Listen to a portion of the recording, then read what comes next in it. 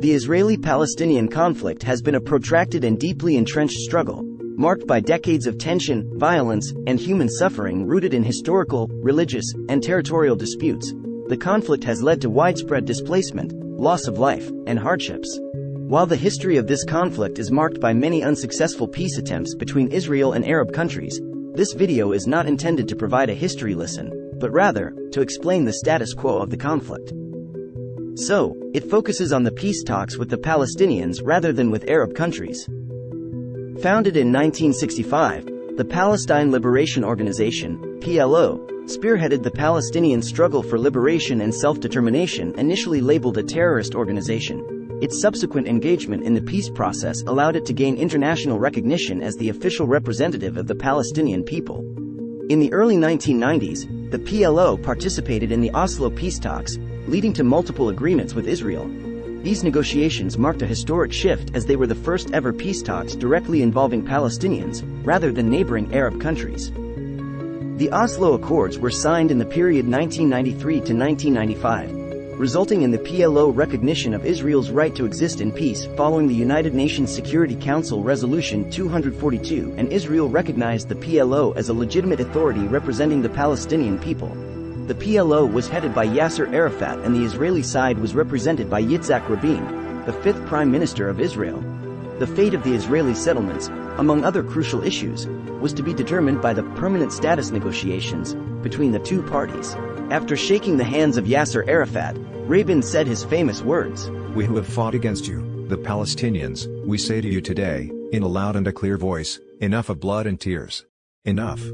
As an act of goodwill, Rabin's government announced in August 1992, in the year preceding the Oslo I Accord, a freeze on establishing new settlements and limiting the expansion of the existing ones. So what went wrong?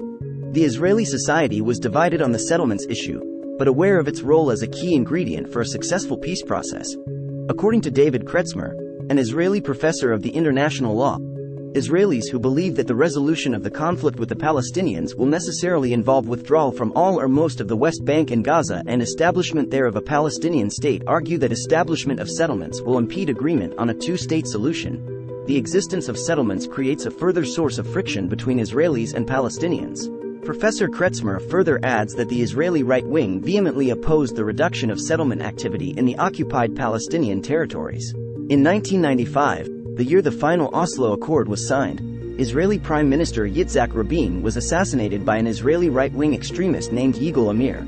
Following this event, Shimon Peres, who was serving as the foreign minister in Rabin's government, took over as the new prime minister. In 1996, Benjamin Netanyahu, a prominent leader of the Likud Party, one of Israel's major right-wing parties, won the Israeli elections and became the new Israeli prime minister. Netanyahu's entire political career centers around the rejection of a Palestinian state. In his book, A Place Among the Nations, Israel and the World, published in 1993, he dedicated a chapter entitled Trojan Horse to articulate his rejection of any possible Palestinian state and his opposition to the Oslo Accords. Following his election in 1996, and while visiting an Israeli settlement, he stated, "We will be here permanently forever." And thus, a new era of non-stop expansion of Israeli settlements began. Moving away from the Oslo Accords, the idea that Netanyahu destroyed the Oslo Accords is not speculative. In a leaked video that dates back to 2001 at a constituent's home, which was aired on Channel 10 News in Israel, Netanyahu was caught bragging about how he managed to deceive the US to break the Oslo Accords. Another attempt to revive the dying peace process was the 2000 Camp David summit between US President Bill Clinton, Israeli Prime Minister Ehud Barak and Palestinian leader Yasser Arafat. However, this initiative failed, leading to the Second Intifada, a Palestinian uprising. In 2003, yet another attempt to reinitiate the peace process with a plan entitled Roadmap for Peace. In the same year, Israeli Prime Minister Ariel Sharon stated that a settlement freeze, a main roadmap commitment, would be impossible due to the need to build new houses for settlers who start families. Ariel Sharon asked the then U.S. Secretary of State, Colin Powell, "What do you want? For a pregnant woman to have an abortion just because she is a settler?" But using the impracticality justification for not opposing settlement activity is not arbitrary. It is actually a part of long-established Israeli policy meant to create such reality. Professor Kretzmer summarizes this policy as follows. The political aim of settlements is to create facts that will predetermine the outcome of any negotiations, by making Israeli withdrawal from the settled parts of the occupied territories politically unfeasible.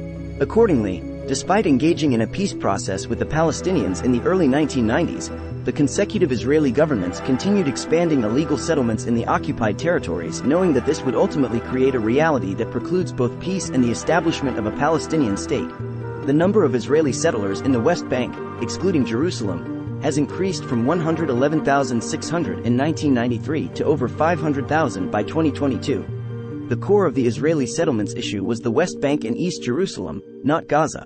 Throughout history, the number of settlers who lived in the Israeli settlements in the Gaza Strip never exceeded 9,000. The Israeli unilateral withdrawal from the Gaza Strip, proposed by the Israeli Prime Minister Ariel Sharon, was meant to isolate the Strip rather than to boost hopes for peace. Professor Bernard Avishai of the Hebrew University of Jerusalem describes Sharon's decision as follows. His decision to disengage from Gaza and to build the separation wall was not meant to precede a negotiated settlement of any kind but to obviate the need for one. To conclude, Israel as an occupying power by international law, and with its substantial military advantage over Palestinians, had the capacity to actively facilitate the peace process. Instead, Israeli governments continuously maintained rapid expansion of Israeli settlements in the West Bank, knowing that this would create a reality against the very fundamental aspirations of Palestinians. The failure of the peace route advocated by the PLO and its leading political faction, Fatah, a secular Palestinian party, resulted in growing despair among Palestinians. In 2006, Fatah suffered a significant setback in the Palestinian legislative election, with the rival Islamic political party Hamas emerging as the winner. Israel shortly began a blockade on Gaza that controls all land, air, and sea routes as well as everything that enters or leaves Gaza.